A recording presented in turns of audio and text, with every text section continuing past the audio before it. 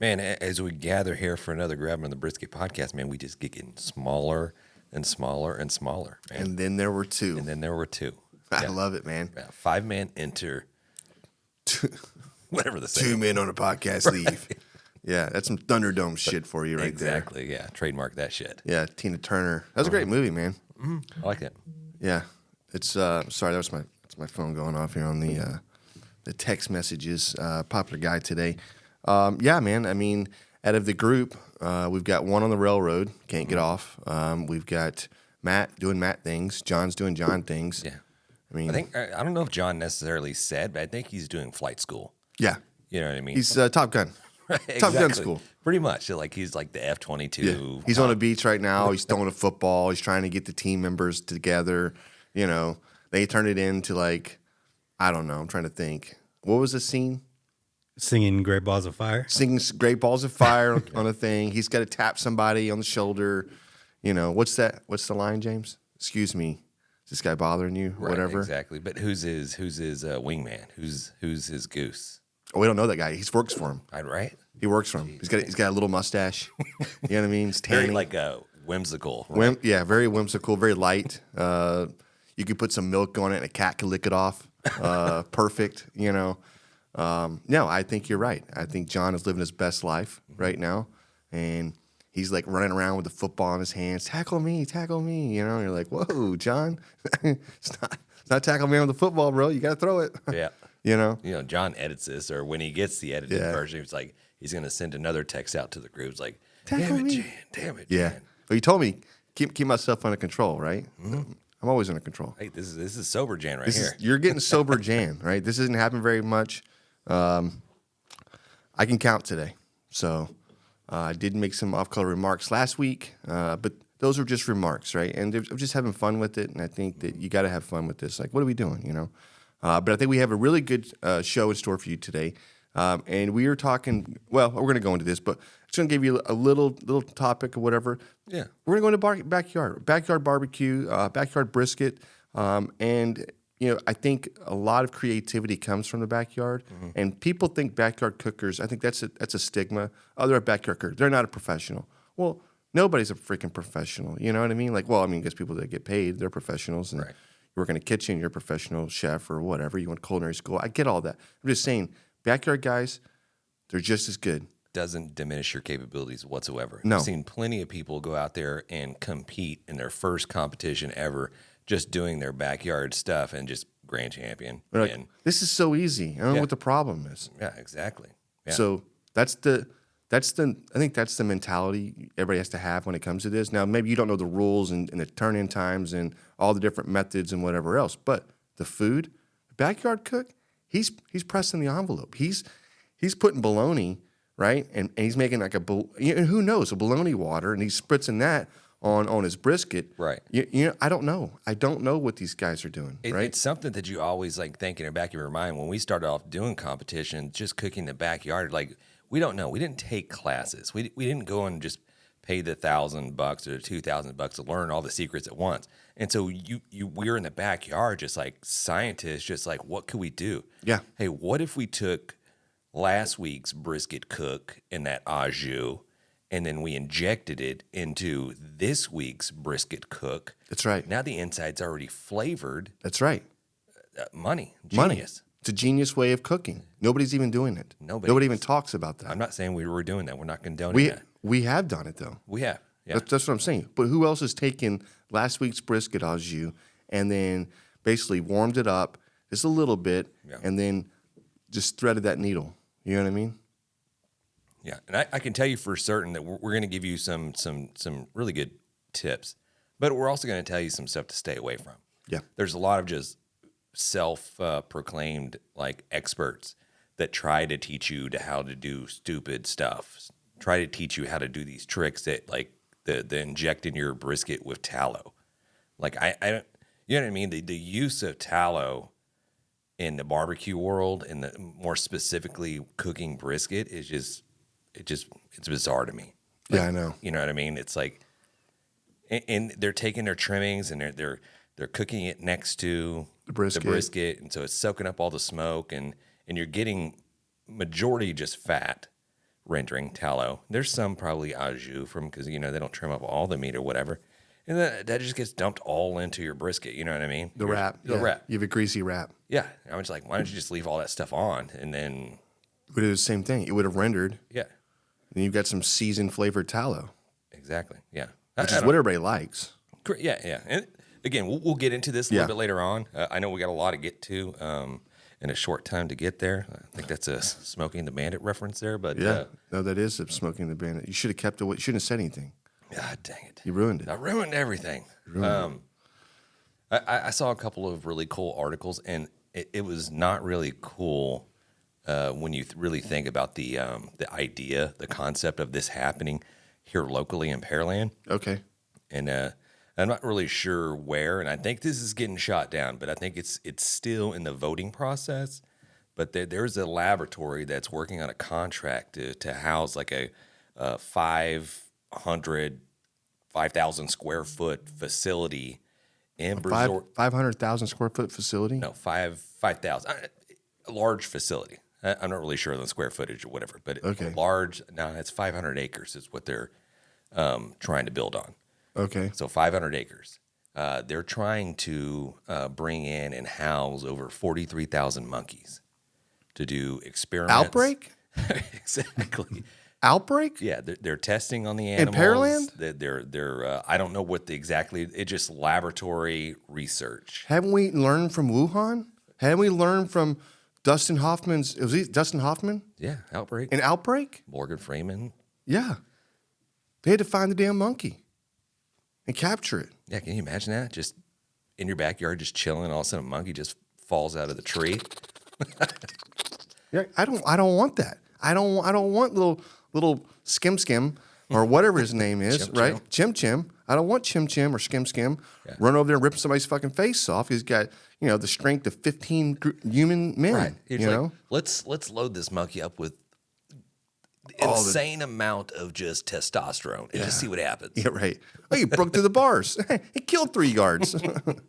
Yeah, you think 500 acres is a lot? Not for that monkey. He went right through that 500 acres in a matter of minutes. Then he just jumps in the middle of school. Yeah. Yeah, I don't think so. We don't want Chim running around with some funky ass disease.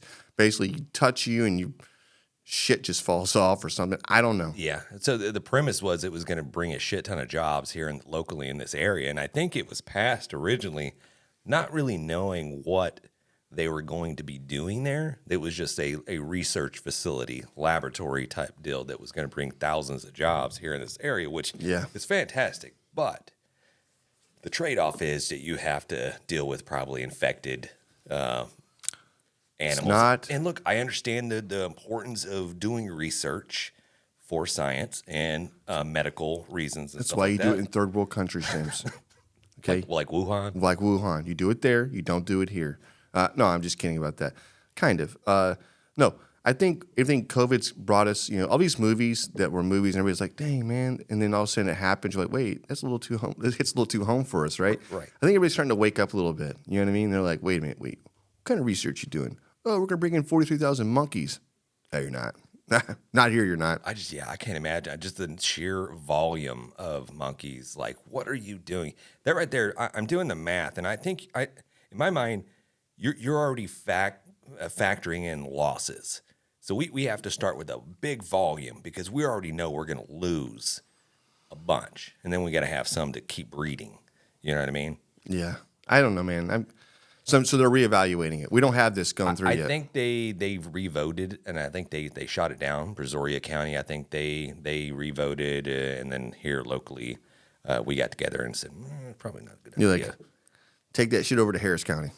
Right. We're in Brazoria County. Harris County do whatever it wants. There's the state. There's a county line right there. We don't care what you do on that side of the fence. Right, exactly. I love it. No, it's cool, man. No, I didn't hear that. It's that's wild. They're going to do experiments. There's that one famous experiment where they experimented on these monkeys, and then they had them in a room, and then they set up a ladder in the middle of the room, and they put a banana at the very top of this ladder, and the monkey got brave enough to climb the ladder to go get the banana. As soon as he touched the banana, a fire hose went off and sprayed all the other monkeys in the room. Like, there's probably, we'll say 6 monkeys. 5 of them just got hosed down like crazy. And I don't know how many times this happened, But as soon as the monkey started going up the stairs, the other monkeys would just kick the crap out of him. And so they started just cycling out these monkeys one by one, introducing a new monkey. And the new monkeys is one that he would go up the ladder and he would get the crap beat out of him because he wanted that banana. And then they'd cycle them out. And then pretty soon they got to where there were no monkeys in there that originally got hosed. So none of the monkeys had ever been sprayed. Never knew. But they, as soon as that one monkey got in there and went for that banana, they just kicked the crap out of him. And they had no idea why. You don't, dude. They don't know why. There's, this is us, man. We're human beings. This is monkeys. It's conditioning. 100%. Yeah, the monkey was conditioned. Like, no, somebody climbs that ladder, we kick the shit out of them. We don't care. We don't know why we do it. They ran a sociology. I don't know what you would call that. They ran an experiment where every time waiting for an interview or a doctor's whatever it was, every time the bell went off, everybody in the room would stand up. Well, they bring a new guy in. The same thing you just said. Like one person started because they were in on it. They would just stand up when the bell went off, and then when the bell they wait whatever the bell would go off, they would sit back down. They go back about their business. Well, sooner or later, the room was full of people who didn't know why they were standing up. However, when they'd walk in and the bell would go off, the entire room would stand up. These people didn't know, and one guy they introduced would just look around, and all of a sudden they would stand up, and then they would sit down, and the bell would go off. They'd all stand up, then they'd sit down, and it's like, why are you? Nobody could tell them why they're doing it. They just said, well, everybody else is doing it. Right. That's why we're doing it. That's sad. Social experiments. Social, yeah. It's very sad. The government's been doing this for years. So the mayor came out and made a comment about that. He says, we welcome business, but a farm that raises monkey for the sole purposes of inject them and use them to study, I don't know if we want to be known for that. Yeah. Right. Let's go, Kevin. Yeah. That's Kevin, right? Right. Yeah. Yeah. How many bananas can a monkey eat before he dies? I don't know. Let's see. Right. Eat your monkey, Chim Chim.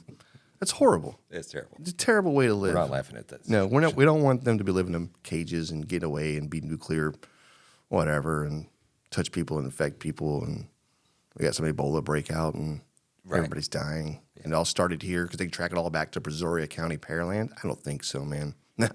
Take that shit to Ohio where they have radioactive trains and shit and plumes of crap in the sky still, and the whole area is infected. Take that stuff there. It's all good. There it is. Take it to the Midwest. Speaking of animal in cages, I also came across another article talking about the amount. This is why Texas is just Texas, right? The biggest and baddest state in the world. They house, and this is I pulled up an article trying to fact check this, and I think I heard, might have been on the Rogan show or whatever, talking about how Texas houses more tigers than there are in the rest of the world. I think I've read that somewhere. There's more tigers inhabited in cages here in Texas than there is in the rest of the world. Yeah, combined. Yeah, that's crazy, right? That is insane to think about that. I think they said it's over about 3,000 to 4,000 tigers. Or here in Texas. Any of them pets? Backyard pets. Dude, that's what I'm talking about. Yeah. Hey, listen, if you're at home right now and you're listening to this and you got a tiger in the backyard, we need to be friends. Right. I want to come out. I want to throw it like a beef shank or something and see what it does. Right. Just a beef shank. Yeah. I saw that and a ball of yarn. Right. I saw that one video. This guy had like literally a beef shank or some big hunk of meat, and this captive tiger just comes up to the fence and just stares at him, and he's like, heaves it as hard as he could, and it sailed over the tiger or the lion, and it hit behind him, and that tiger didn't even budge an inch. He's like, I want you. Yeah, I want you. Exactly. You smell good. Yeah. So I don't know if it's true or not, but I know at one point in time in our buddy Zine living in Alvin, and there's still maybe an animal rescue, not preserve or reserve. What do they call that? Where they bring in these rescued type animals and they deal with these game type. Yeah. I call it game, but they deal with these game type animals where there's lions, there's tigers. And we're in his backyard one year and just hanging out, drinking a couple of beers, and you can hear the roars. Like, yeah. And you're like, what the hell is that? Oh, my neighbor over there's got a tiger in the backyard. Exactly. Like, what? We go out there and shoot our shotguns out there and rile them all up and shit. We hit golf balls over there too. We walk over there too, but you couldn't get too close and see him walking through because you could see the cage. Yeah. Which is pretty cool. But we'd always like shoot the shotgun, and when the guns go off, the tigers go roar. They get moving around. You know, they don't know what's going on. So that was always a. Yeah. Do you think those tigers? Do you think you condition them with like these Titleist golf balls, like when you shoot them over there? Yeah, I hate golfers. Yeah. As soon as they get out, they just tear up golf courses.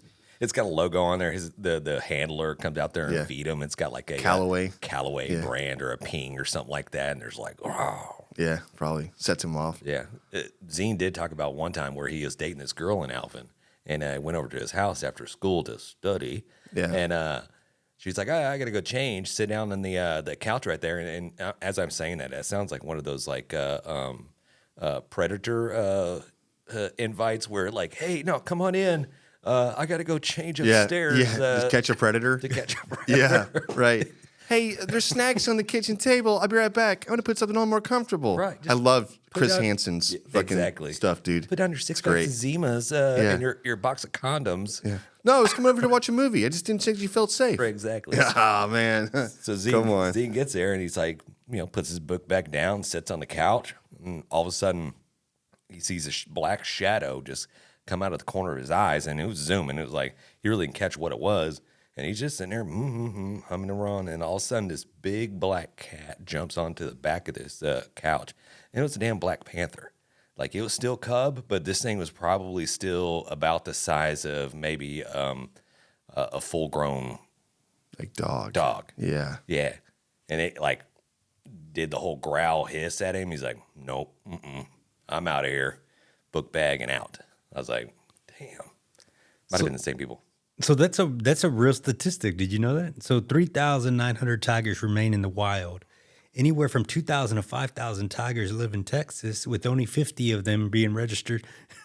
That's right. They said there's, a lot not A registered. lot of lions, baby. Yeah. I did A see lot of where tigers. Rogan was trying to convince Kevin James he's like, bro, you need to move to Texas. He's like, there's no regulations here in Texas. You just do whatever you want. He's like, you want to own a giraffe? You can have a giraffe. It's like, it's not. And you see Kevin James' wheels just turning. It's like, yeah, I should move to Austin. I should move to Texas. He's Yeah. like, hell yeah, brother. Let's go. So, That's funny. We probably should move to Texas.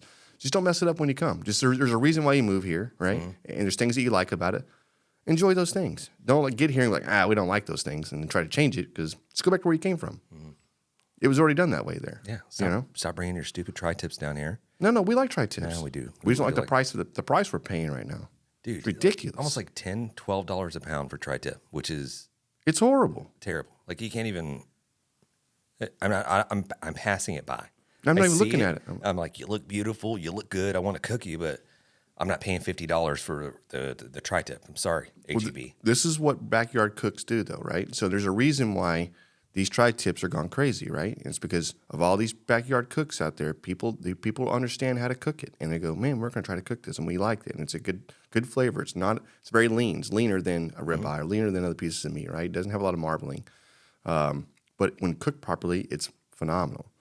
And Yeah. I think that's how the backyard cook has influenced. That's how barbecue has changed. The biggest thing is that there's more backyard cooks doing it nowadays. And with that, you've got social media. It's a whole game changer when you've got YouTube, which I always go back to YouTube because it's like the OG when it comes to tell you how to do anything. Right. And you don't have to listen about it or read about it, which people have a hard time doing. They can watch it, and people learn by watching, and they're able to say, I can do that. Mm-hmm. And now Franklin pumps out, 140 briskets a day, 70 cows. 70 cows. That's what we're talking about at one restaurant, okay? The backyard cook in Texas, how many think people cooking brisket in Texas in the summer and springtime, and in the fall time, in the wintertime? It doesn't stop. Yeah. Like we're grilling and chilling year a freaking round around here, and guess what? That just makes the demand even go higher. Higher prices for beef.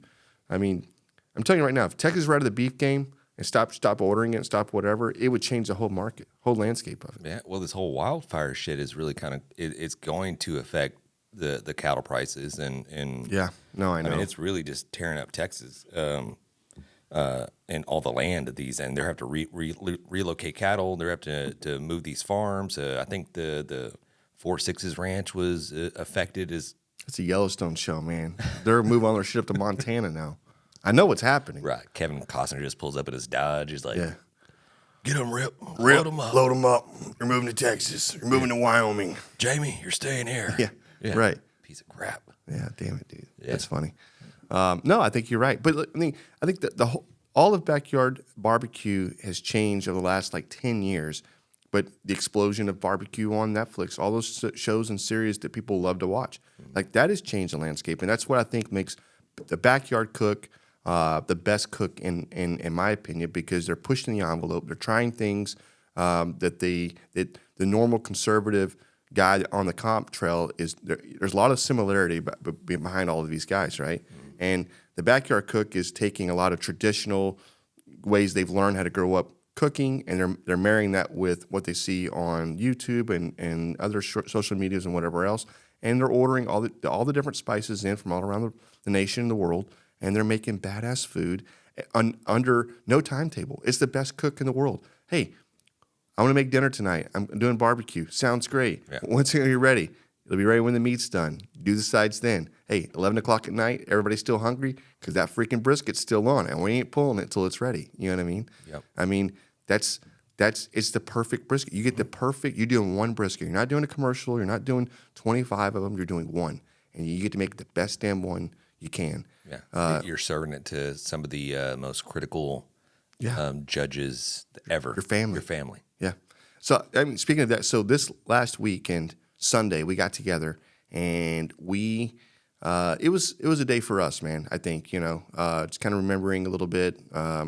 It looked kind of a hard day, to be honest with you, but especially with losing mom and everything. But I will say this, we both did the same exact thing, which was odd. I had already had this planned. I was going to cook a brisket that day, and then you already had one on. I'm like, hey, I got to go to the store. I'm picking up a brisket. You're like, okay, yeah, I just threw one on. I'm like, this guy, dude. Right. Like you never fail, right? You just. It was ready to go. Let's go. It was ready to go, and I think I was a little. I'm never nervous about cooking a brisket. I always want the brisket to be the best damn thing I can make, right? We kind of ran into a problem, and what we did is we adapted, we overcame, right? And I don't know if you've ever had this happen out there, and maybe you have, and hopefully somebody can relate to this. But the brisket that we put on, after about 5.5 hours, 6 hours that it had been on the pit, because I bought a small brisket, and I trimmed it down. It was perfectly shaped, but it was never a big brisket to begin with, and I just didn't want to cook a 20-pound brisket on a Sunday. So it was done. It was like almost done. It was like 95% done. Correct. It needed the last 5%. Hadn't even had a chance to wrap it. Hadn't even wrapped. We were just sitting open on the pit and went to go probe it. It was 201 part of the brisket, 196 in another part of the brisket. And I was like, holy shit. Had great color. Mm-hmm. I will talk about this in a minute too, a pro tip. I think people got to do this. But I don't want to give away too much just right now. But brisket was amazing. Yeah, brisket we'll get into was it. amazing. But we'll talk about how we did it. We'll get into the backyard cooking of a brisket and Yeah. just kind of our just.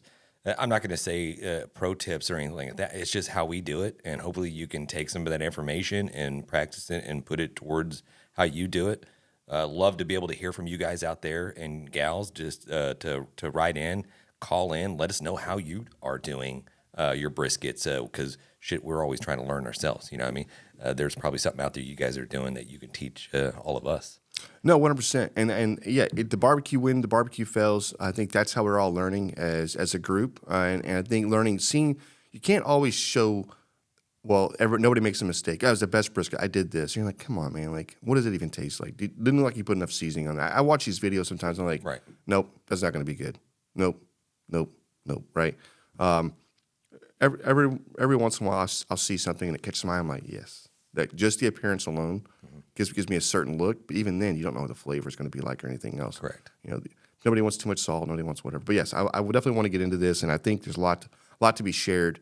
What else do you got for us today? I think we're going to slide into the barbecue news. Okay. Yeah, definitely. I think John did help us out a little bit with this. James. He did. Yeah. Usually John has an intro, but you know what? John's not here, so You can do whatever you want, John. yeah, exactly. Hey, cheers, Jan. Let's go. Hey, you want cheers and milk thing? Boom. All right. Cheers. Let's jump into the barbecue news. Okay. Sorry for the pause there. Let me go ahead and queue up. Where we at? Okay, first up. So we have the first inaugural Smoke Slam Barbecue Festival that is set to take place May 16th to the 18th. This is the Tom Lee Park. This is the competition. This is a competition that is going heads up with the Memphis in May. Correct? Am I correct in saying that? You are. Okay. This is an exciting competition. Will feature 59 teams battling it out across 3 mouth-watering categories. We got whole hog, pulled pork, ribs. I got a total of a tally of 33 teams that are in the whole hog competition. You got 46 in the pulled pork, and you got 56 ribs, 56 in the rib competition. So it's going to be a battle for sure. And I know we had a little flyer for that. No, I'm lying to you. That we had a different flyer for something else. In addition to that, Melissa Cookston, she's has the I guess it's the inaugural Cookston's World Junior Barbecue League that she has created, unveiling a youth competition within the Smoke Slam Festival with a whopping $25,000 in prizes. So it's going to be featuring young chefs ages 14 to 18 that are currently enrolled in high school are eligible, provided they are members of the WJBL. So that is pretty cool. And they're also offering, I guess, opportunities for these kids to go and learn about these proteins that they're going to be cooking: the chicken thighs, the pork butt, the pork ribs, and the brisket flat. So yeah, that's pretty badass, Dude, that is awesome. That is awesome. I don't $25,000 in prize money. I'm gonna get my kiddo out there. Hey, here's the secrets. Right? I mean, start practicing every single day. Like, I'm not really sure what the top prize is, but I can just imagine that kid winning that, and the parents could be like, "Nah, that's going towards college. Yeah, no. That's going into this bank account. No, it's yours. It's yours." That's what they say, right? Then they got a new boat. Yeah, and they spend it on rent. You know what I mean? Hey, well, what do you think, this rent's for free or something? We got to pay the bills around here. Mom, can I just invest in a couple of drum smokers so I can continue with my barbecue journey? No, we don't have time for that. No, Not doing it. that's funny. There was also news from Kale over at the Barbecue News magazine. I guess the Sauces of Honor competition is heating up this year, and he's introducing a brand new category, and it's the overall category. So this overall category is contingent on you entering all 4 categories of the sauce competition. Okay. And then there's going to be a tally accumulating numbers all 4 sauces, and the highest combined score is going to be the best. Yeah, a true test for the sauce masters among us. Correct. Come on, man. Come on, Kel. Quit coming up with cool shit to do. Right. Very cool. Yeah. I love that. What else you got? We got the Houston Barbecue Festival that's coming up here Sunday, April the 14th. I got the flyer. I think we got the flyer up here posted right here. But to jump now, take advantage because they have limited spots available, and they're offering the regular pre-sale tickets, or you can get into the VIP tickets as well. The VIP tickets, they're going to get you entry 1 hour before everybody else gets in. So you get first dibs on each line of the baddest of the bad barbecue that this area has to offer. Also, you get a free drink, and also you get unlimited samples. So I guess the regular entry, you get 1 sample from each. Oh, you're like VIP. You're like, I'll take another sample. Yeah. You're just more. Yeah. Just more. Another drink too. All right. I'm just going to sit right here. Can you bring me a beer? Yeah, right. So yeah, that's on deck. And we got the flyer. If you're listening I say listening, if you're watching the YouTube channel, you can see the flyer there. It's got a QR code that you can scan, or just go out to the Houston Barbecue Festival. And this was where was this being housed at? I think this is the Humble Civic Center. Okay. If I'm not mistaken. Yeah. Yes. We got the Humble Civic Center Arena. So that's Sunday, April the 14th this year from 1 p.m. to 4 p.m. Like I said, it's very limited spots available. So if you're planning on going, go and sign up now. We're going to be out there. We're lucky enough they invite us out there. So we're going to do a live show out there and interview some of these pit masters and the people that put on this show for everybody. That's right. So just honored, and it's going to be a fun time. If you want to come hang out with us, get a VIP ticket because there's going to be a line. We're going to have unlimited beers at our disposal. I'm just saying. Yeah. No, we are going to have unlimited beers. We're all going to be bringing my cooler in. Exactly. So, and last but not least, looks like we have the Alvin VFW Barbecue Cook-Off Fundraiser, May 3rd and 4th at Briscoe Park, Alvin, Texas. Cook-off, dance, vendors, car show, raffles, silent auction. I think is, let's see, it's going to be Friday, May 3rd, 10 a.m. Barbecue teams check-in. Day one, cook-off judging begins. Live music at 7 p.m. Saturday, you've got car show open to the public, kids queue. Then you get all of the day two cooking and judging, whatever else. So I don't know all the categories. But I'm assuming it's going to brisket, ribs, chicken. Yeah, so looks like it's a CBA competition. Yep, it's champions. Mm-hmm. So who knows? There could be a pork butt in this one. I don't know. It just depends on what party you pick of the champions you want to do. Each cook-off has their own little way of doing things, right? So.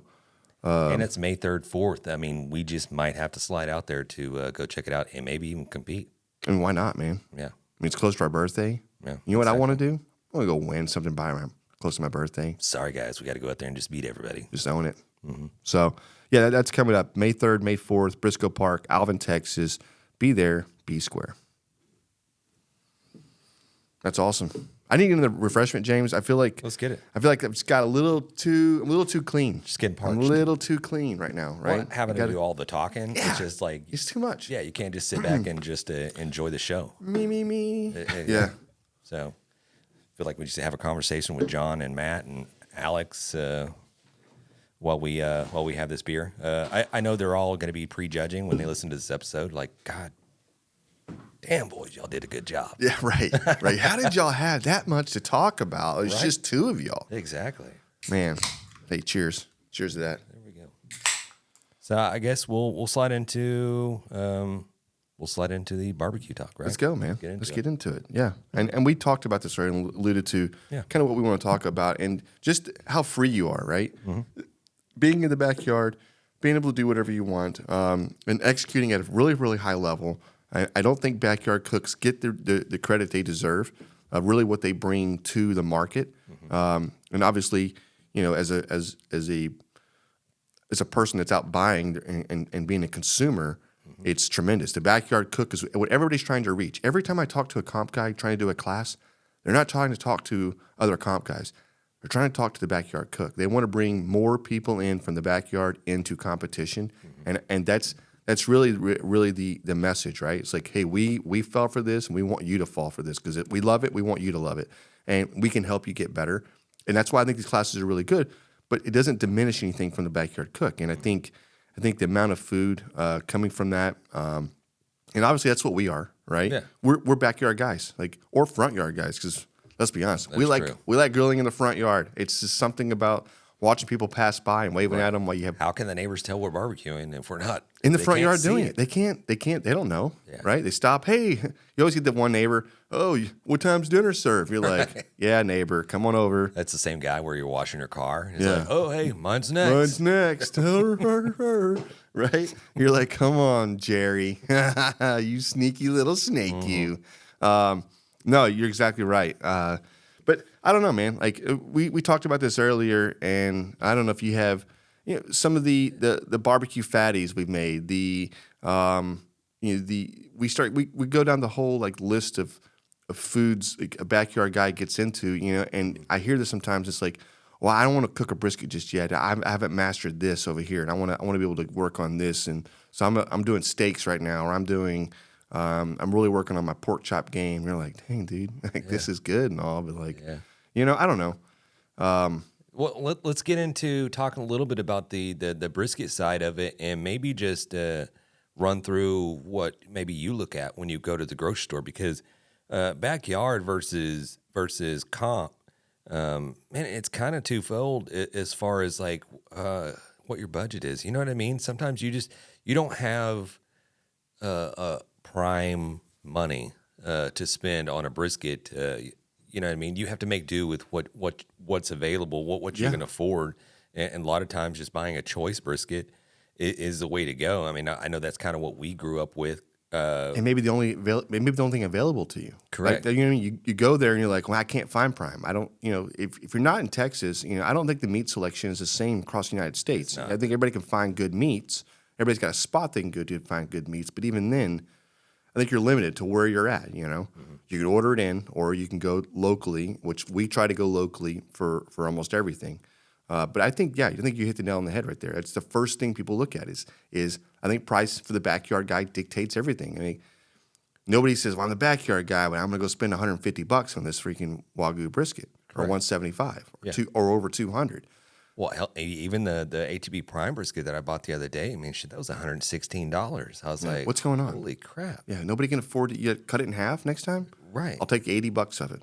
Yeah. And it's, you're getting to the point where it's like, okay, now I can only do a brisket on maybe a special occasion. You know what I mean? Like every maybe month, or, you know what I mean? Yeah. It's kind of hard to justify, especially if you're trying to learn it and you're trying to really just excel and do it the best. And I know that's probably a big reservation for people. It's like, I don't want to fuck up $100 piece of meat. That's why people have a hard time with the brisket. And then I'm going to get yelled at. Yep. I'm missing on rent. My wife's going to leave me. Exactly. Like the check didn't come in like else it was supposed to.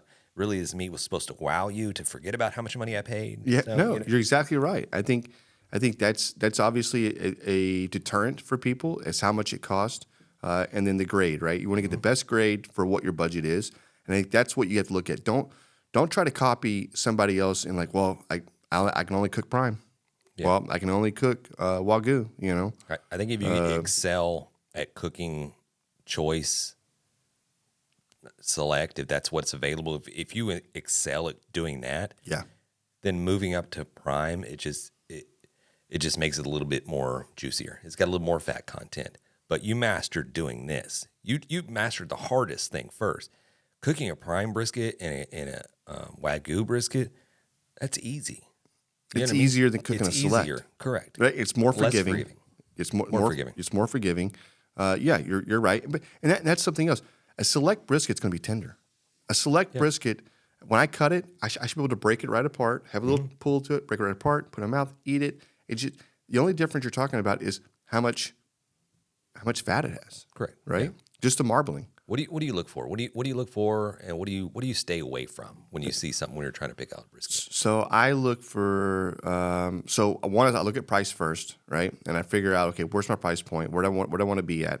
And then I start. Do you have a size range that you look for? I like the 13 to 15 pound briskets in that range right there.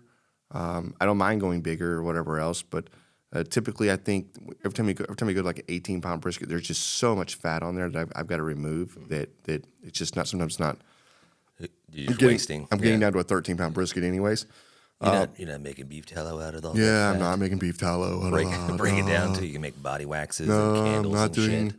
any candles or body waxes with it. No bee's knees. No, I'm not doing any of that. I'm like literally, I'm a freaking backyard cook. I don't have time, right? I want to get this thing. I want to make the best I can make it. But when I'm looking at the flat, one thing that I look at is I look how thin it is or how thick it is, right? And I want that to be even going across as much as possible. And so, when you go, you can see this right off the bat, right? You look at it and you'll see, like you'll have this where the grain comes in. That part will be probably a little, I don't know, maybe it's different on both sides. But anyways, you'll have one side's going to be thicker and on that flat, right? And then you go to the very end of it, or the opposite end of it, and it's thin. Yeah, and when it gets paper thin, like you're losing that. That stuff will not be. It'll be dry. It will not hold any moisture, and you're gonna have to cut it out anyways, right? Correct. So I try to get that section to look as uniform as possible, as thick as I can get it. Yeah, and you can tell when you look. Yeah. You look for one like that brisket flat is kind of squared up, and it's just even kind of all across. Yep. It might be kind of folded up a little bit on one end, kind of stuffed in where it kind of hides a little bit, but you could definitely see. You got that one where it's like thick on one end and it's like paper on the. Yeah. Just put it down. Just To walk away from that one. You don't need that one. Yeah, and if you're going to cut it down, you're going to cut it. Now, what the pro move from that is go about 4 inches, cut it back right there, and it'll be thicker, and then square it off, and then round it off on that corner. Correct. But even then, you're going to lose about a pound and a half, 2 pounds of meat, right? So I'd rather not even go down that That's road. like $10. Yeah, unless you're going to grind it and make something else out of it. So I'd rather not do that, and rather find the one that I like. 13 to 15 pounds is a great range. With a little trimming, you're down to anywhere between 11 to 13 pounds, and those cook so good. I mean, I like the way they look. I like the way the color they get. Yeah. You can probably get them down in about 8 hours, right? Like give or take. 8 to 10 at 300 degrees, 8 to 10, or 275, right? If you're cooking lower, maybe a little bit longer. And like this last weekend where we put together this brisket, I went out there 6 hours into the cook expecting to wrap, expecting that temperature to be around 180, 185, and I was at 200 and 198 in the brisket. Through. Right? It put in which I'm telling you, that's the mark that I like. I want to push through the stall completely when it's unwrapped. I don't want to do that on the wrap side of things. I think the color comes out better. I think you have it wrapped a less amount of time, which doesn't wash out your bark so much. And you're free to use at that point tinfoil or butcher paper. It doesn't matter because the bark's going to be the same. I don't think you're going to lose anything on it. But I will say this, and this, in my opinion, especially if you're cooking on a heat source that comes from the bottom, a drum or a Pellet smoker. I think, which we talked about this on Sunday, and we did it. It had set out there, and I had pretty good color on top. And I came back and we're having a beer and we're talking bullshitting, and I go, I got to flip that brisket. And you're like, I said, what do you think? And you go, yeah, flip it. And because I would have not done it. Right. Also, I was like, I don't want to fuck it up, And I was like, I just don't. And you're like, yeah, just fucking do it, man, do it. And I was like, yeah, you're right. I thought about it. I wanted to do it already. I didn't want to get talked out of it. I flipped the brisket because we started this brisket off fat side down, right? Right. So really good color on the side up that we had, not fat side up because fat side was down, but meat side up. We had really good color on it, and the bark had started to set, and then flipped, and it gave it that fat enough time, probably another 3 hours, to really gain a lot of color and to really help kind of break down, render down, right? Yeah. And it looked freaking phenomenal. Yeah, it really did, and we ended up doing yours too. And I don't know if that's something we want to look at in the future. Is going, hey, halfway through your smoke time, flip that brisket. Start at fat side down, then go to fat side up, and you can do fat side down or fat side up. You can do fat side up on a pellet and be fine probably, or anything else. I'm not saying you can't. I'm just saying at the temperatures we were running at, we ran hot. We ran at 300 plus degrees at most of the times, and that has a way of really drying out your meat sometimes or cooking it really fast. Yeah. And I think that's why I've opted to go the route I did. So that in my opinion was a really helpful thing. And then the other one was, and I'll even throw it out there, man. It was about a half a cup of the beef. I think we did beef stock. Beef stock, Correct. And then a little juice, right? Right, a little pickle juice. Yeah, little pickle juice. And I think nobody even thinks about putting pickle juice in a wrap. And I think it does something. And we've been doing this. This has been our secret method we've talked about for a long time. We've sprayed our briskets with pickle juice, and we always add a little extra to our wrap when we go to, we're going to wrap. But probably about a quarter cup of the pickle juice and maybe about a quarter to half a cup of the beef au jus was our wrap that we had. Dude, people ranted and raved of these briskets. It was so good. Amy took it to work. It sliced like butter. It was back on the pit for about an hour, not even then, and then basically just let it rest. This thing rested all the way until the next morning. It was 116 degrees the next morning. That's where the brisket was. Okay. And so she took it right into work at 7 a.m., put it until she didn't mess with she said about 10 a.m., 9:30, she put it in the warmer at work. They have a warmer at work, so a food warmer. Put it up to like 275 or something and left it in there until lunchtime. It was warm, it was tender, and get mad rave reviews over it. That's badass. Yeah. I love So and we went with a new rub that we've been testing, and can't go into the specifics of what the rub is, but it was definitely a barky rub. It's got some kosher salt. It's got some thick or some coarse black pepper. Also, it's got a bunch of other seasonings in there to make it up. But dude, it's money. It hit. It was really good. Like it. Yeah. So we gotta do some more with that one. I don't know. Just to say. So somebody cooking in the backyard, somebody's maybe somebody just new to cooking in the backyard. What about just a beginner timetable of the cook time? You know what I mean?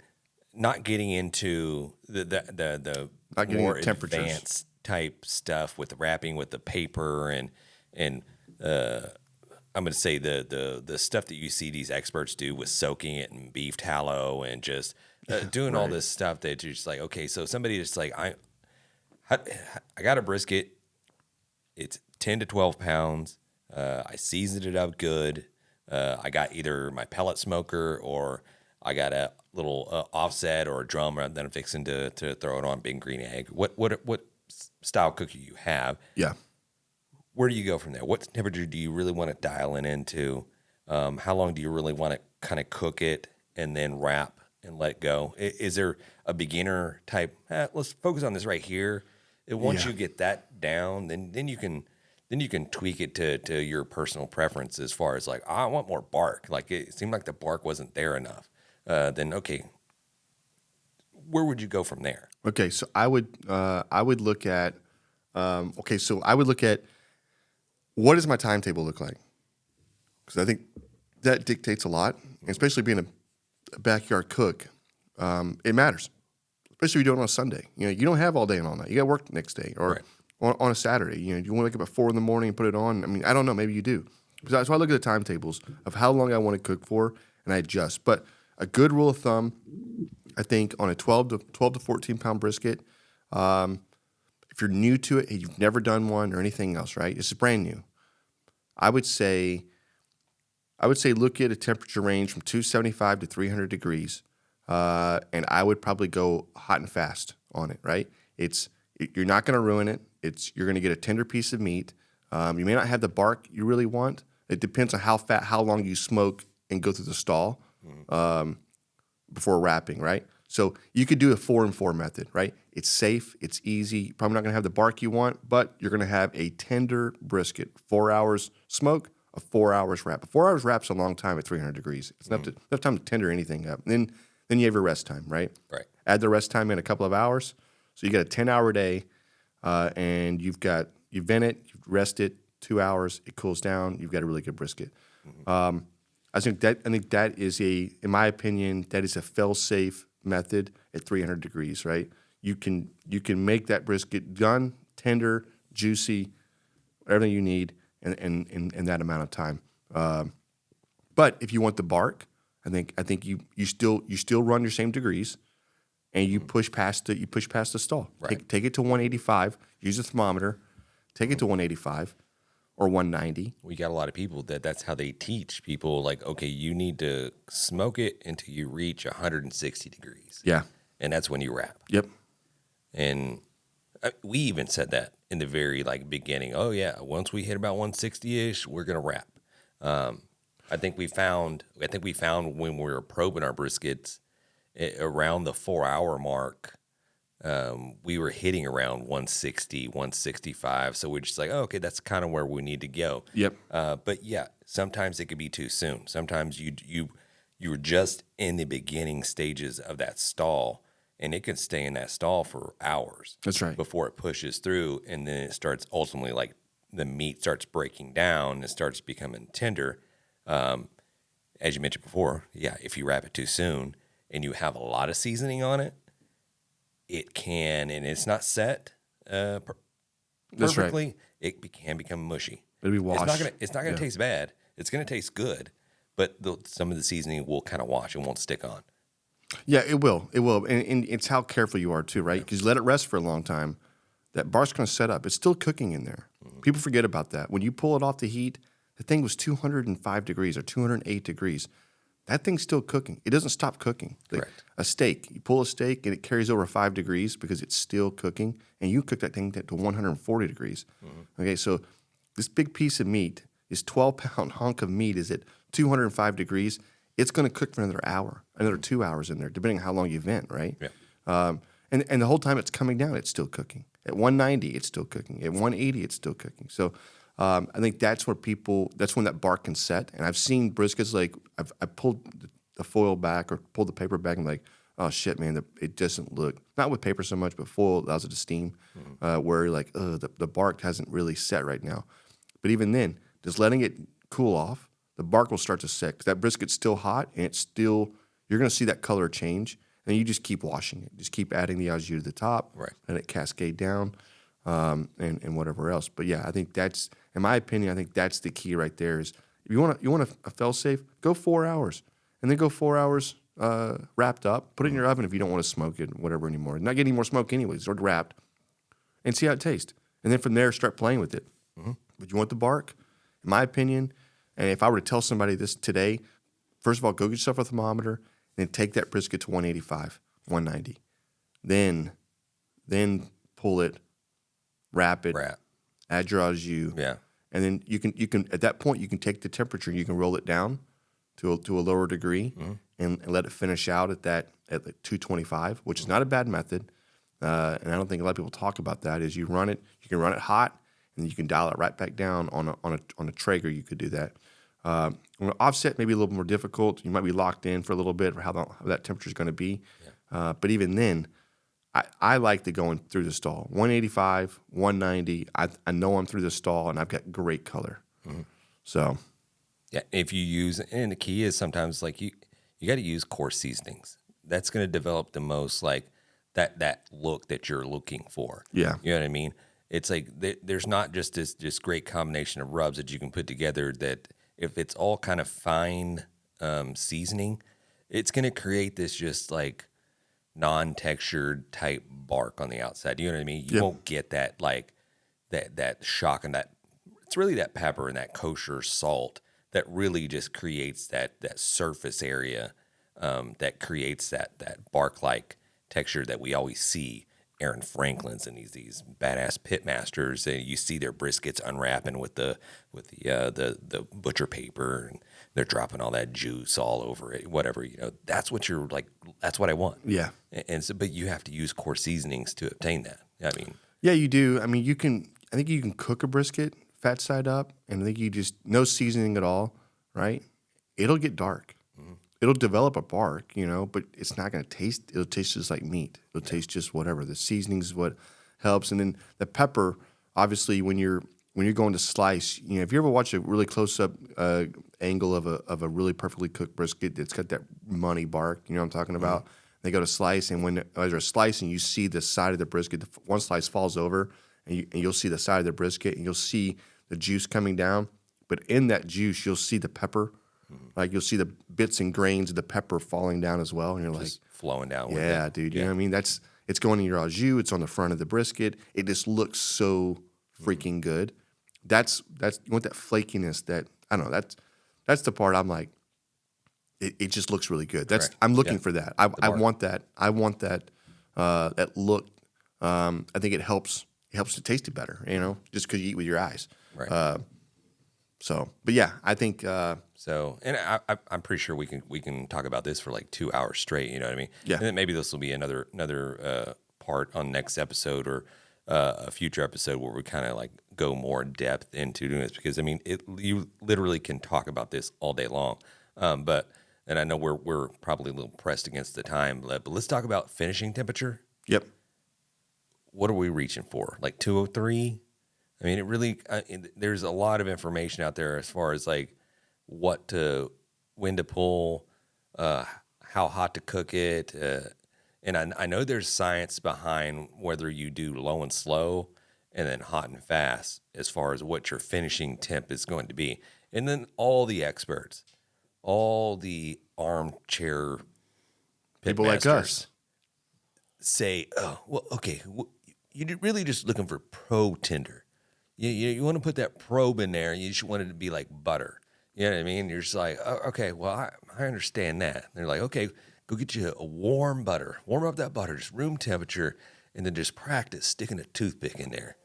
That's where you need to be at right there. You're like, okay, thank you. I appreciate your scientific knowledge, but that doesn't help me out. Sometimes I need like maybe just a little bit of a guidance as far as whatever. But we always learn that if you do low and slow, 225 degrees. I know some of these pitmasters cook that low and slow. They do. For 16 hours, and then they wrap at the very end, and it goes in a warmer for X amount of time. From what I hear, the finishing tip is way lower. It is 190, 193 is like when they're pulling these briskets off. Yep. Versus if you cook it at hot and fast, 275 to 300, 300 plus, you're having to take that finishing temp higher to like 205, 208. Yep. You get into competitions and you got to take that almost to 212. Yeah, I don't like that. 210. The way it looks. Correct. And there's things to be said about how long a piece of meat is in the actual stall, how it affects the overall tenderness and the overall finish temperature. Mm-hmm. So, and I've been playing around with that. I haven't really kind of perfected it yet, but I've been playing around with like, okay, you kind of start off hot and fast, like 250, 275, about 4 or 5 hours, 6 hours to get that color. And then once you get that color, drop it down to 225. And by this time it's already wrapped. And so I'm like, I'm going in the oven, or I got the pellet smoker. I'll throw it on the pellet smoker to finish it off, but I'll put it at 225 to drop it down. Now it's going to take longer to cook, and it's going to stay in that stall longer. Yep. And they say, and there's science behind it. I don't know what it is. It's science. Yeah. We can't explain it. I don't know what a Nobody pitmaster can. scientist is called, but they say it. Yeah. That the longer that the piece of meat is in the stall, the more tender it's going to be. But sometimes tender is just tender. I want juicy. Correct. I want to retain the au jus, right? So picking a good brisket does that. But and I think you're probably saying the same thing when you say that. So I probably shouldn't have said what I just said. But yeah, tender is great. But I think we're gonna have a tender brisket no matter what. But how well it's broke down, maybe. But yeah, it's like Goldie's method, right? Right. Like they go to 190, and then they pull, goes into a warmer at 165, and it stays there for 12 hours. Like that's their method. Well, guess what? You're doing the same thing if you were to go drop down to 225 for 3 hours, Right. 4 hours, and then pull it, whatever else. These are timetables that they're playing with, but that works for their restaurant, and they're producing a high quality brisket. I will say your brisket game has gone up tremendously. Thanks, man. Appreciate it. Yeah, it's night and day. Like you, over the last year and a half, now in competition, you stink. You're the Sucks. worst. You're Terrible. the worst person making decisions. I don't know what's going on in your head. You take a couple of barbecue classes, Yeah. and you feel like you got it down. And Don't. you're like, I don't. I actually lost it. You lost it. I thought I picked it up, but I put it down somewhere. Yeah, you can't. Yeah, don't do that. We gotta stay away from that shit. Right. But no, I think your game has gone up tremendously, and the briskets, dude. Some of the briskets we've been pulling off and slicing, it's been like, dude, like where the hell has this thing been my entire life? It's night and day, the difference.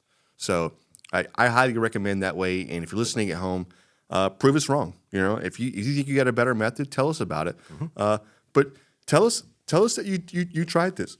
Hey, I cooked a brisket. I took it to 185, 190, and then I wrapped it up, and I finished it out at 20, or I put it in a warmer at that point and just left it in a warmer at 160, or I finished it 205, and it took me whatever. I mean, try one of the methods we talked about. Give us some feedback. The hot and fast, the 4 and 4 method.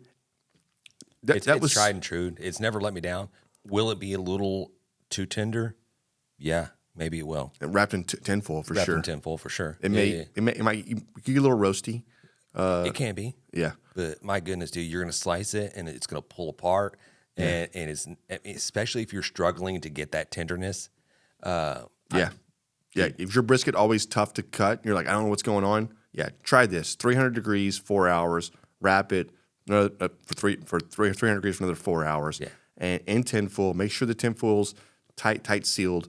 And yeah, you're gonna have a money freaking brisket, and it's gonna be tender.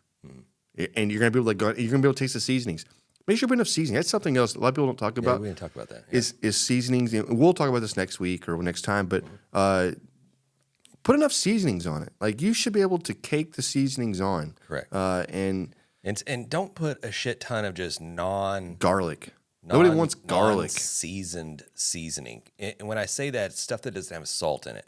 If it's just a rub that's packed with like brown sugar and paprika, it's not going to be good. No, I know. It's not going to be good. And the other thing is, so salt content, but don't be afraid to use the salt. You're going to need it. It's a big piece of meat. It needs all the salt it can get sometimes. It's going to sweat. It's going to sweat a lot of that stuff off. Yeah.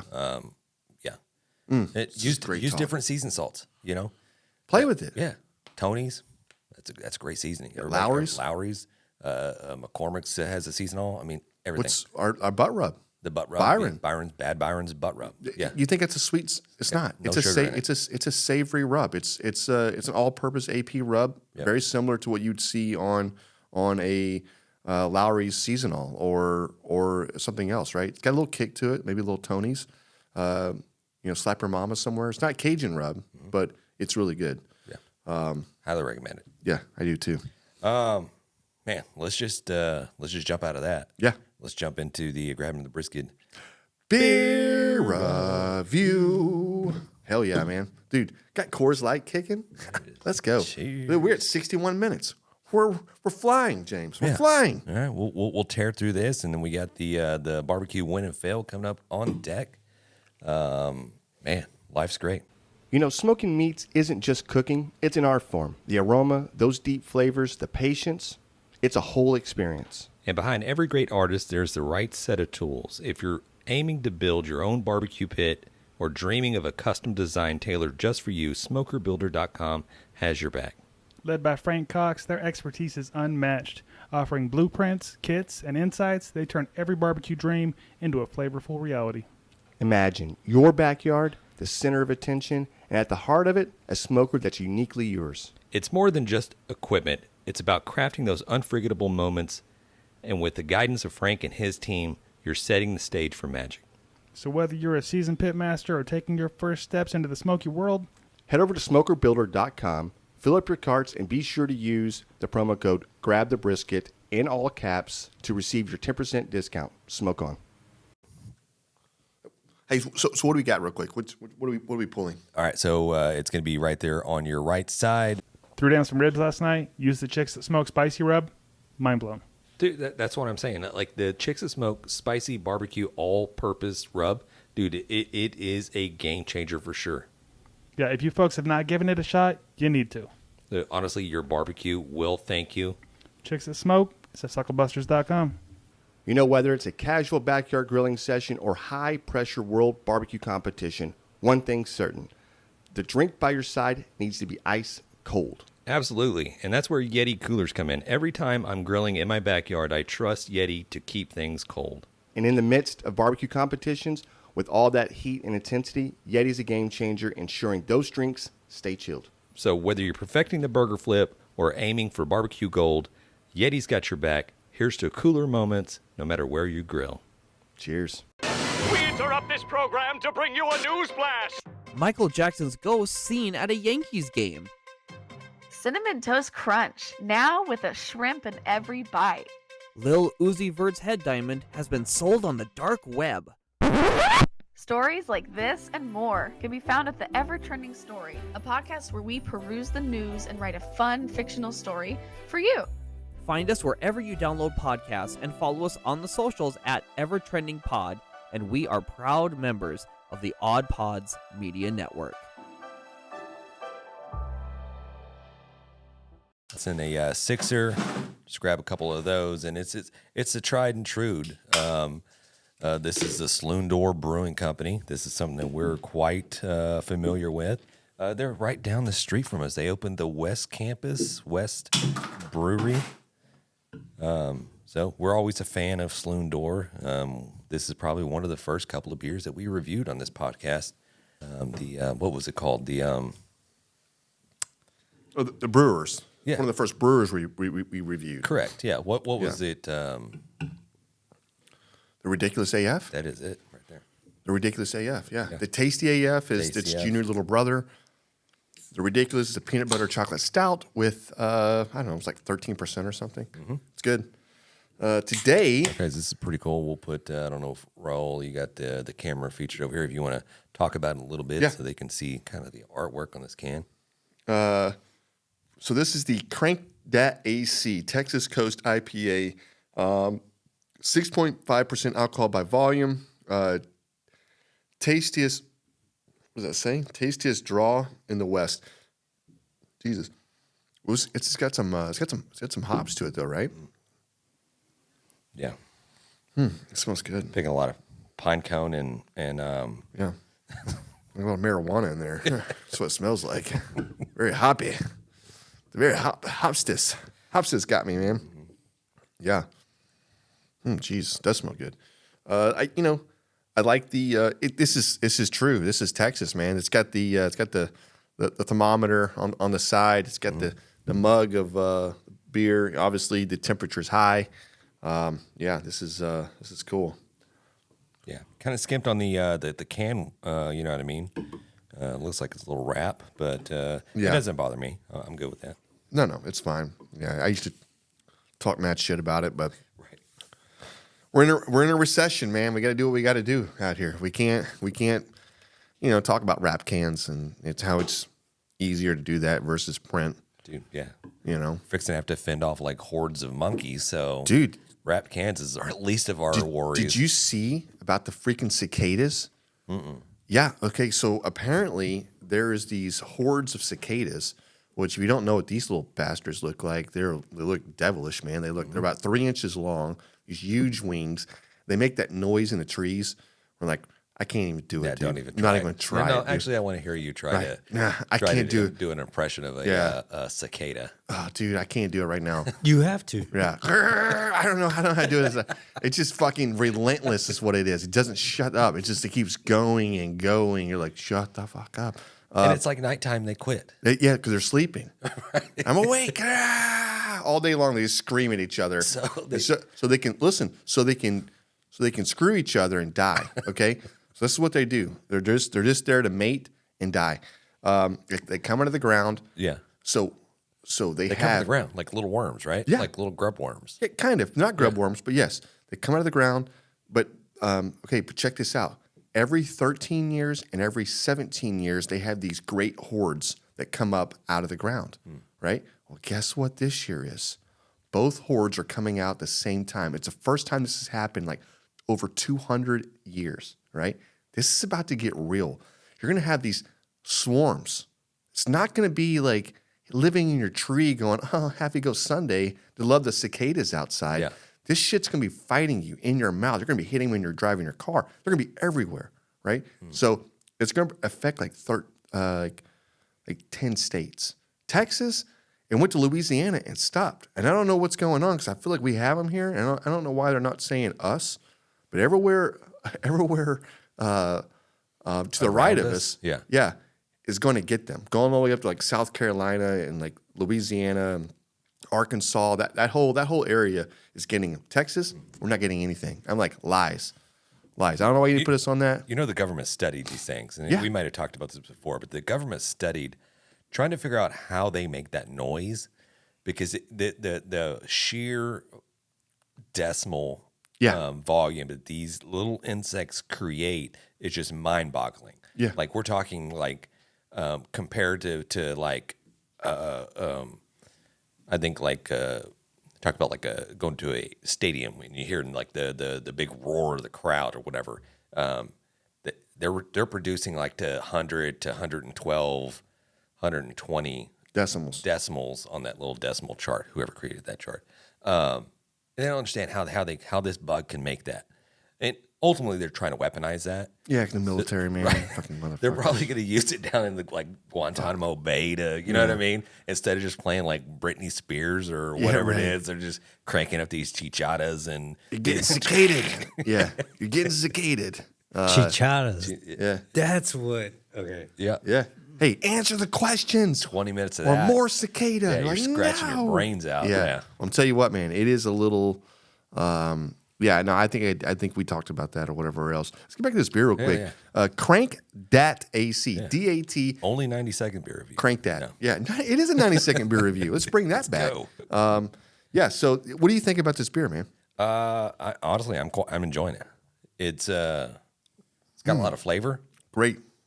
It's got a little like a nastiness on it, though, right? You know what I mean? Yeah, I think they just call it IPA. Yeah, that's right. That's grapefruit. You're like, oh, is it though? No, it does have a really great flavor to it. It's balanced. I was just kidding around. There's no off-putting flavor to this or off-putting taste to this. I think that you just get used to the hoppiness and whatever. It's not even that hoppy. There's really no afterbite to It this. doesn't linger a lot. It finishes very clean. This is a really good beer from Saloon Door. I can't wait for the other guys to try this. I think I like this beer better had they given like a slogan or something on it. Yeah, I don't know why. Like I just needed more. Crank that AC. Is it? Did they just? They probably could have come up with a better job, right? You Yeah, know what I mean? like could have been like here in South Houston, it gets hot, and when it, they could have gave something, right? Right. Like, but they gave nothing. There's no backstory.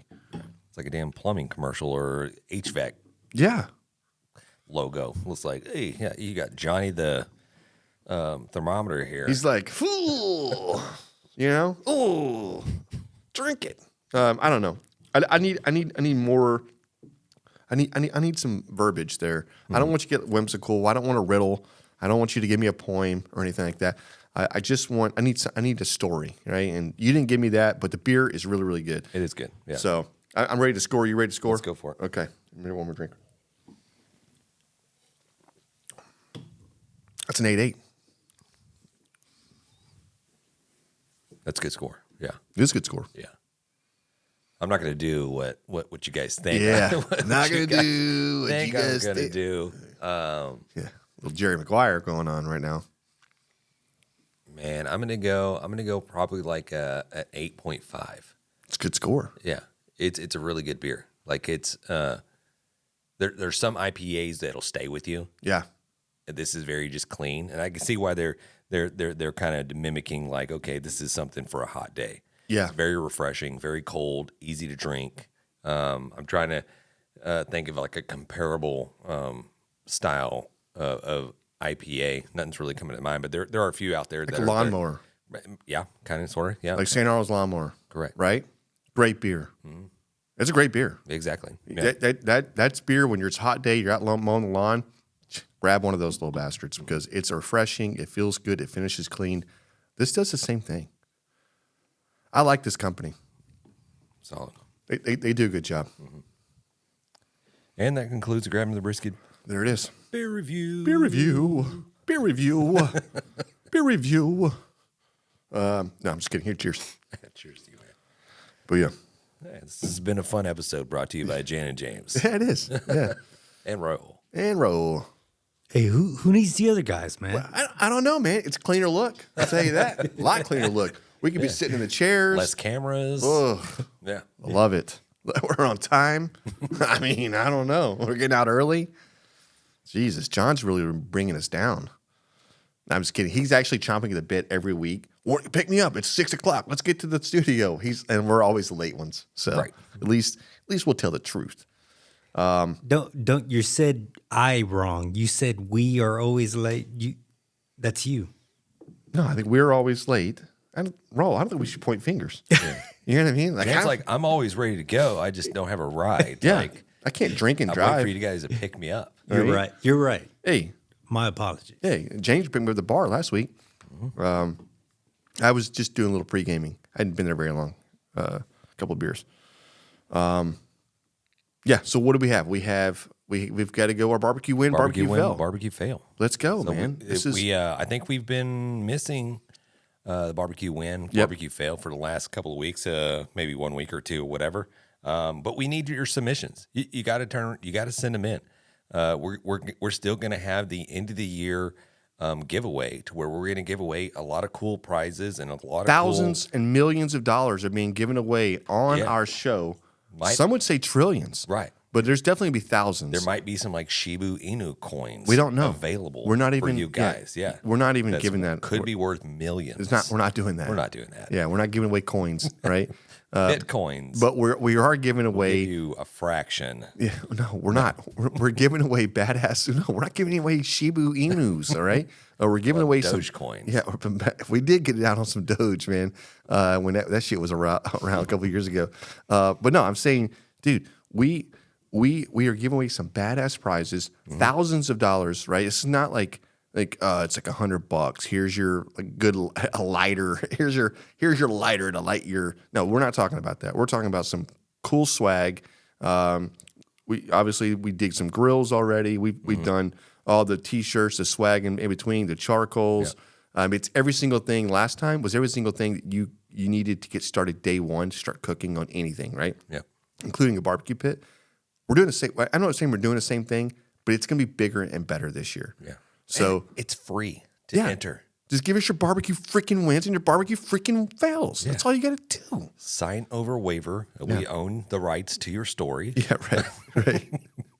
And we're going to use it in an upcoming motion picture. So yeah, just of your life. Yeah, so exactly. Here's you should watch that Black Mirror where the I don't know if it's Black Mirror or not, but like it was like this new show coming on, and it was about this girl sits down to watch it with her boyfriend, and she's like, oh, it's like her name is Jessica, or I'm just making up a name, I don't know.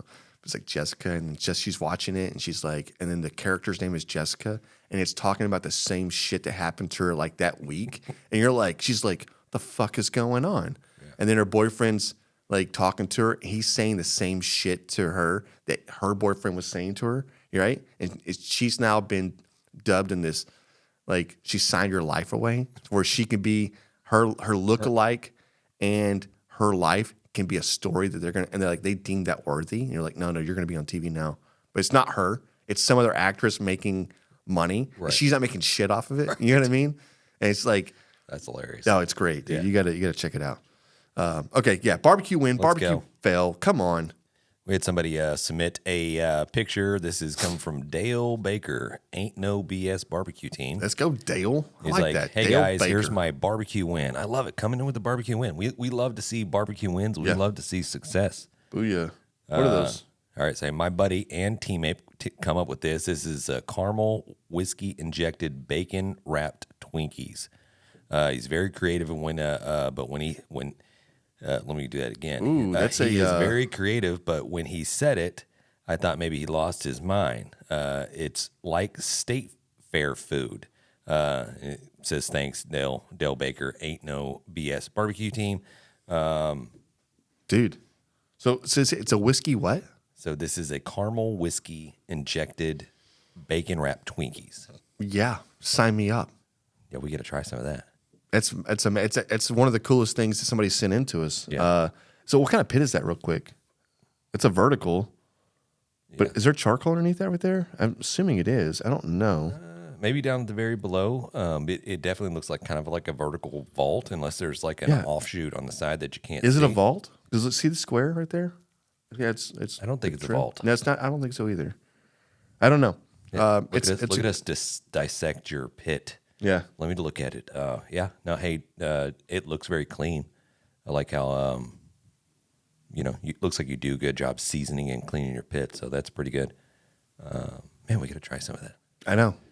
Caramel infused whiskey injected Twinkies wrapped in bacon. Is he going with the Crown caramel whiskey? No, man. That's like Jack Daniels. Oh, okay. Right? It's a maker's mark. What would you do? Fireball infused? No. Yeah. Cinnamon whiskey? No, I don't know why I'm going cinnamon. I don't know either, man. Yeah, I don't even like that shit. Caramel's good. Yeah. Caramel or caramel? Caramel. Okay, that's weird. You say it like that, but it's on you. I just said it because you said you own it. No, I. You know what, guys? Hey, Dale, Yes, sir. Dale Baker. Dale Baker's a goddamn NASCAR driver. Dale Baker is running for Senate somewhere in the South Carolinians. Okay, Dale Baker owns a used car lot. Also, he's buying his first new car lot. You know what I mean? Dale Baker is here for your vote, dude. Dale Baker's a badass name. It is. That's all I'm saying. Dale Baker's buddy is a baker and a genius baker. Dale Baker for fucking president. Let's all go. right, who wants Let's Dale go. Baker in there? I need more Dale. Listen, yeah, Dale Baker's a fucking genius. We're definitely going to try these out. And listen, you sent the picture, Dale, of the first of the Twinkies getting wrapped or whatever. They're on the pit. Give me the finished product now. I want to see what these damn things look we need like. an update. Yeah, so send us the update. And are you doing like a caramel drizzle or doing something doing a drizzle on top? I don't know what you're doing, right? I got to see how this thing, is there an icing you're going back and forth with? I don't know. I think the savory works with the bacon. And yeah, I think this is a genius idea. We've seen the snowballs. We've done a snowball. We did a honey bun in the past, a bacon wrapped honey bun, which I thought was really good. The bacon wrapped snowball was actually really good. The coconut, the bacon, the chocolate, everything just worked. So this right here is money, and we're gonna try it. So yeah, boom. And Dale. what'd you win? Hey, guess what, man? Sucklebusters. Everybody wants some Sucklebusters. Come on, Dale. Hey, that's right, man. You just won yourself some seasonings. Feel free to peruse Sucklebusters online. Pick out your seasonings. Send us a message saying, I want this one, and we'll make it happen for you. We'll have this sent out to you. The guys at Sucklebusters, obviously we've teamed up with, and they are not afraid to send seasonings out. And yeah, congratulations, man. Thanks for sharing the barbecue win. We enjoyed it. We enjoyed it. The journey of the Jan and James show, There it Grabbing is. the Brisket, has finally come to an end. Maybe the best show we've ever done. I mean, I think there are awards. Yeah, I mean, Kale, can you like the dynamic duo? Can you talk about the dynamic duo on your next maybe? What are I don't the know. Academy Award equivalent to podcasts, right? Yeah. I don't Do we know. enter this episode? We do 100%. I think so. It's not. We're a trio. We're not a duo. We're a dynamic trio. Exactly. Thank you, Raul. Thank you for bringing the heat, man. Hell yeah. No, man. Appreciate it. Cheers. Love you. Till next episode, we there it is. appreciate it. Boom. As always, it's been great talking barbecue with you. Yeah. Later.